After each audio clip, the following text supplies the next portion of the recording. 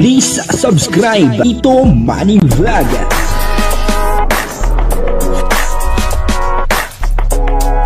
Payagan po si Tito Manny Vlog na mag-reactor para pambiling gamot sa kanya pong karamdaman. Wala masyadong records ng ng away.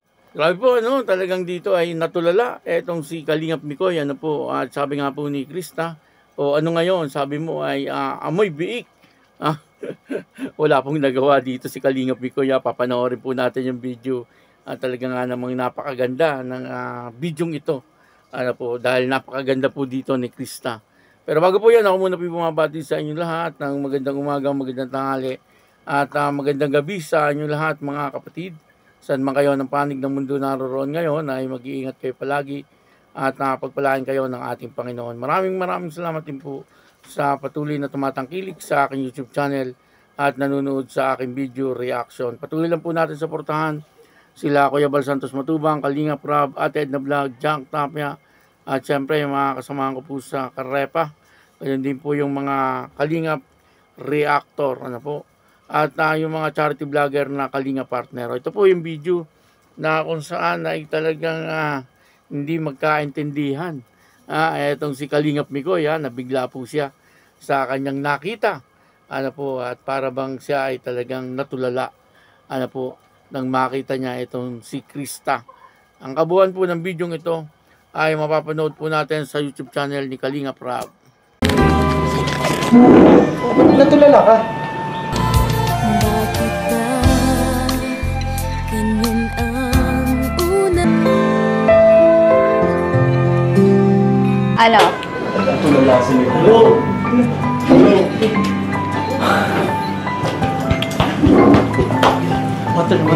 Hello! Bro, Malahin ka ata. Kala mo ba?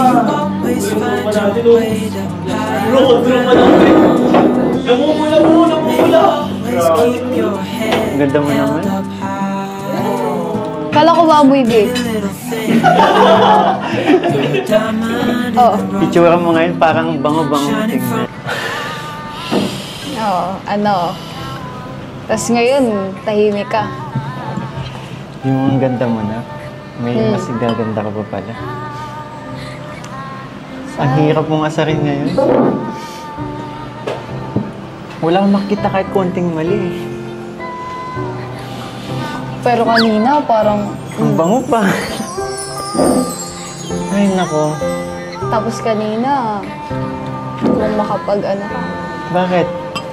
Iba naman yung kanina. Kanina para ka na kuryente. Ngayon, ang ganda na ng buhok mo.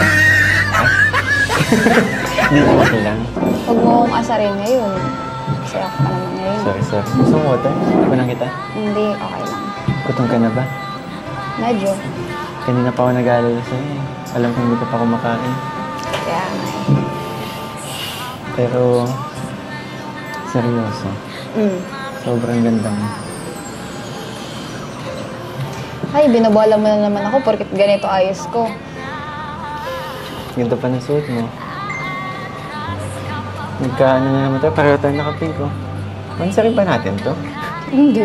Alam ko, next week pa eh. Kaya nga Masyado mo naman akong ginulat ng maaga sa itsura mo. Actually, kaya hindi din ako mapakali eh. Bakit?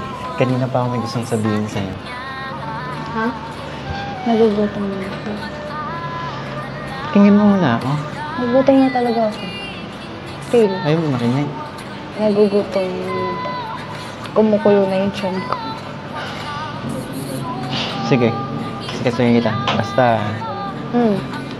mamaya, makinig ka sa sasabihin ko. Sige. Sing smile nga dyan.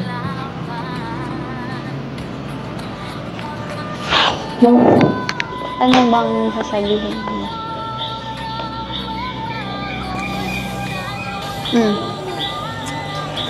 Hindi ko kasi alam eh.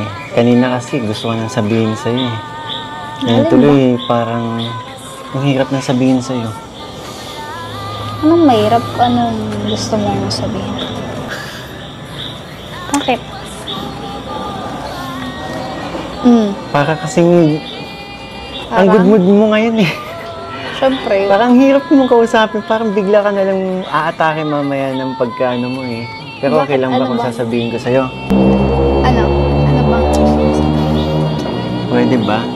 Baba mo muna yung kilay mo. Sa sasabihin ko sa'yo, pwede kang sumagot, pwede kang hindi sumagot sa sasabihin ko. Basta gusto ko lang sabihin sa'yo, gusto ko lang i-share sa'yo kung ano yung tumatakbo sa isip ko. Ano ba? Huwag mong tatawanan ha. Bakit ano ba? Siguro, may binabala ka na naman. Hindi kita asarin. Hindi ako asarin yung ngiti mo na yan. Eh paano ba naman kasi kanina? Nung nakita kita, yung kabog ng dibdib ko, ang lakas eh. Ano kaya ibig sabihin ito? Binobola mo na naman ako. Alam mo, Di kung nga aasarin kasi. mo na naman ako Krista, ngayon. crush kita. Hindi kita pinaprank. Huwag mo kong biruin. Maganda yung mood ko ngayon. Tumingin ka sa mga mata ko. Baka, Tumingin ka sa mga mata ko. Mukha ba ako nabibiro? konti. Konti. Napanood po natin yung video, no? At ito nga po ay pagpasok ni Krista, no? Doon po sa kinaroroonan nila Kalingap Mikoy at yung kanyang mga kasama doon ay mga ibang K-boys, ano po? Talagang lahat sila ay natulala. Ano po? Pero dito ay napansin ko talagang si Kalingap Mikoy ay talagang natigilan. Ano po? Wala po siya nagawa kundi uminom na lang ng tubig sa kanyang nakita kay Krista, no? Sabay-sabi ni Krista, oh, ano ngayon? Sabi ni Krista, no? Ano ngayon? Sabi mo ay amoy biik. Ano po, pero hindi nakakibo itong si Kalingap Mikoy. Sa sinabi ni Krista, ano, kasi talagang dito yung nakita ko, no? Gandang-ganda itong si Kalingap Mikoy kay Krista. At kahit sino naman, ano po, magsasabi na talagang napakaganda ni Krista, no? Sabi nga po ni Kalingap Mikoy ay maganda na, ay mas lalo pa pong gumanda etong si Krista, no? Kitang-kita po natin, ano, na talagang si Krista ay pang-artista, no? Yung kanyang kagandahan, ano po, nakita po natin na talagang napakaganda po niya, no? Doon po sa kanyang kasuotan, ano? At mukhang, no, yung kanyang buhok ay pina-straight, ano po, bagay na bagay po sa kanya. At talagang dito ay nakita po natin na si Kalingap Mikoy ay natulala, ano po. At dito ay may sinabi, ano, si Kalingap Mikoy, ano po, ang sabi niya, ay crush daw po niya itong si Krista. Ano, medyo nabigla po doon si Krista, no, natigilan po siya doon sa sinabi ni Kalingap Mikoy, ano po. Sabi nga po ni Kalingap Mikoy ay hindi ko na yan uulitin. Ano? Pero pwede namang ulitin. Ano po, siguro, bagamat bata pa si Krista, ay talagang humanga dito etong si Kalingap Mikoy. Alam niyo naman po yung crush, ano, wala naman pong ibig sabihin yun. Ang crush po ay isang paghanga lang. Ano, ang meaning po nun ay paghanga. Ano po, siya po ay humahanga kay Krista. Ano, baka yung iba dyan, mambas na naman kayo. Sabihin nyo ay bata pa si Krista, dapat ay hindi ganon. Ano, pero kahit sino naman ay pwedeng magka-crush. Hindi naman po yung ibig sabihin ay porky crush mo ay in love ka na. Wala pong ganon. Ano, kaya wala naman pong ibig sabihin doon si Kalingap Mikoy. Ano po, kundi talagang humahanga po siya. Ano, siguro, pagdating po ng araw, ano, nung nasa tamang edad na, etong si Krista, ay baka sakali, ano po, na ligawan siya ni Kalingap Mikoy. Ano, kung nasa tamang edad na, kukontra pa po kayo. Siyempre, hindi na. Ano, kasi nasa tamang edad. Siyempre, medyo mature na noon si Krista. Ano, kumbaga, makakapag-desisyon na po siya ng tamang desisyon para sa kanyang sarili. Ano po, sa ngayon, siyempre, bata pa po itong si Krista. Ano, 15 years old. Kaya, ganito muna, no? Tandem muna, tandem. Wag muna yung mga I love you, ganon.